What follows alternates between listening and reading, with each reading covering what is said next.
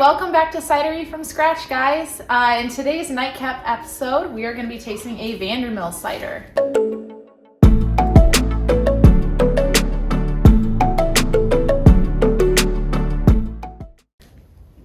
That is correct. Today we have Vandermill's Cherry Chuckle. And just so you know a little bit about the can, what we got here, this is a 16 ounce can, comes in a 4-pack. Looks like it's produced and bottled by Vandermill in Grand Rapids, Michigan. Has a cool little saying here: celebrate all things jovial with Cherry Chuckle. We blend our delicious cider with Michigan Balaton cherry juice for an experience that is slightly sweet, refreshingly tart, and sure to leave you smiling. Cool thing about this, ingredients, it's really only two here: fermented apples and cherry juice. This one is sitting at a 6.5% ABV and is apparently the official beverage of Laugh Fest. Do you know what Laugh Fest is? Mm-mm. I'm not quite sure what Laugh Fest is. It's seriously funny. Apparently it is seriously funny, yes. Cool, so let's get started. Let's taste it.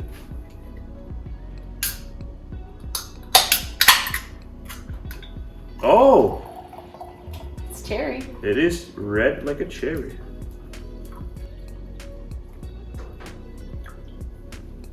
That is a nice color. Okay. Nice Yeah, red. It's really deep. Deep red. Smells like a tart apple, a very tart apple. Yeah, I immediately started salivating a little bit.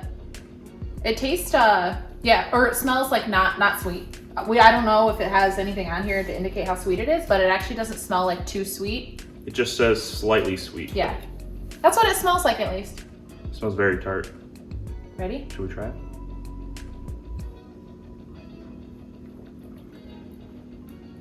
Wow, I did not expect that.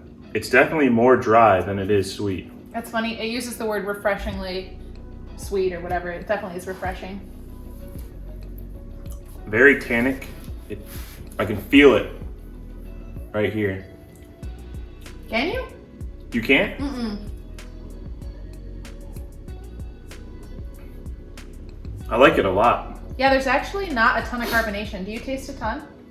Not a ton by any means, but just enough. Yeah. But it's not, the carbonation level in this isn't like I almost don't taste it at all, actually.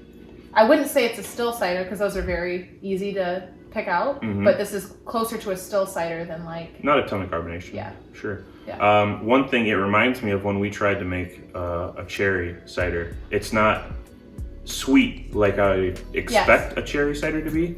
Yeah. But it's not too, this one's not too tart. When we made it, it was way too tart, yes. Right? But this one's good. Yeah, I don't know what kind of cherry that is that you listed. Starts with a B. Balaton? Yeah, I have no idea what that is, but that might be something it's a Michigan cherry. You can look into that in the future.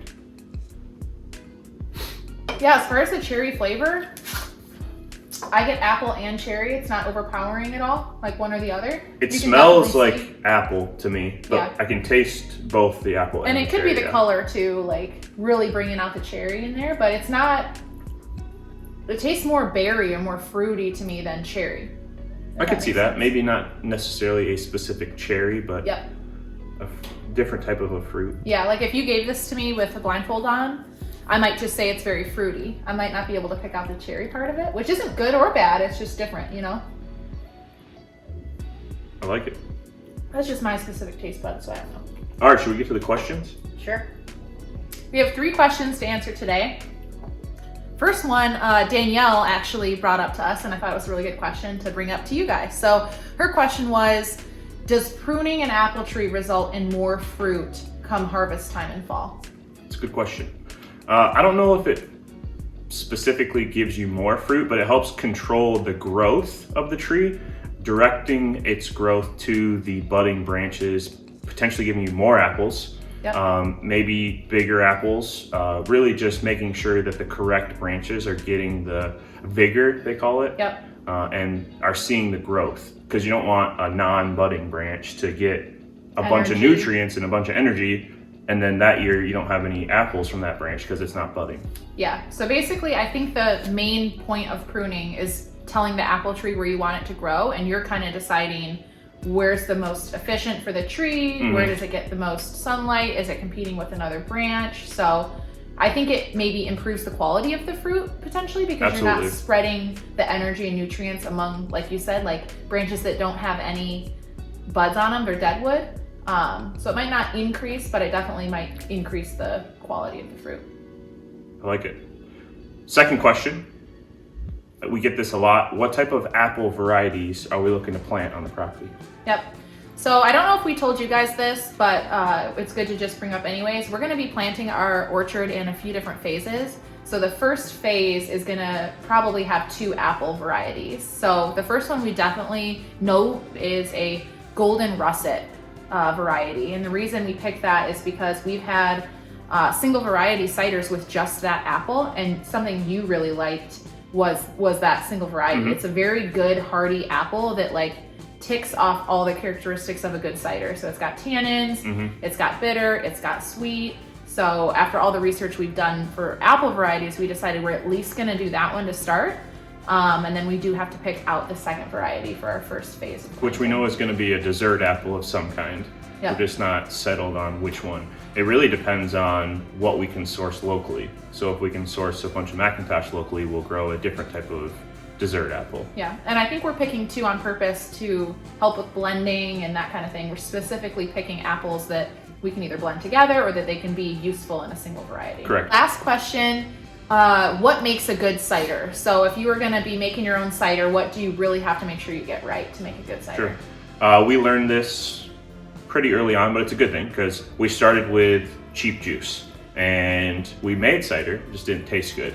So really the only thing you need to make a good tasting cider is really good pure apple juice. So try to get something that's not from concentrate, that is a blend of some really good apples.